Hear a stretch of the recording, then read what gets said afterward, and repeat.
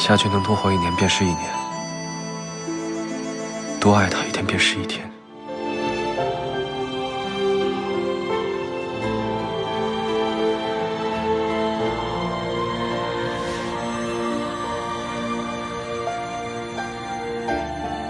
您到底还是为了上古神尊，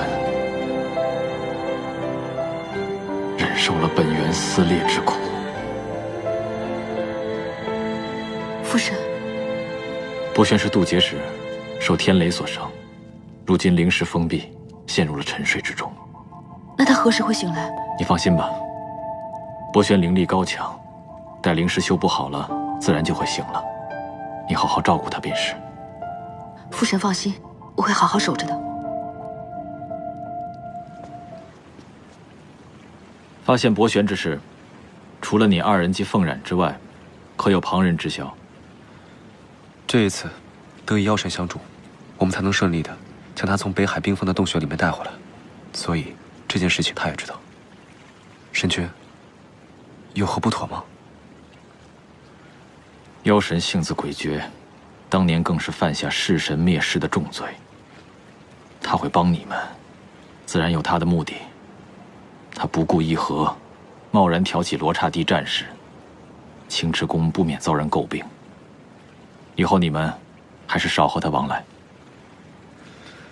青木明白了。神君，初见伯玄之时，我有异样之感。有何异样之感？似乎有一道神识进入了我的体内。难道伯玄是？你与后池的今世情缘，也算是弥补他2人的遗憾。神君的意思是，白绝真神对上古真神的感情也十分深沉。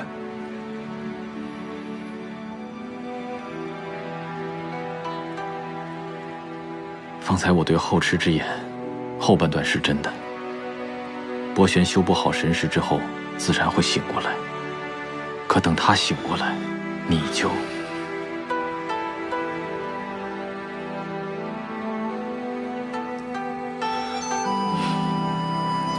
夏君能多活1年便是1年，多爱他1天便是1天。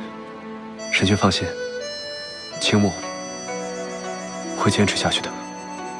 可是，白绝真神真的会带后池好吗？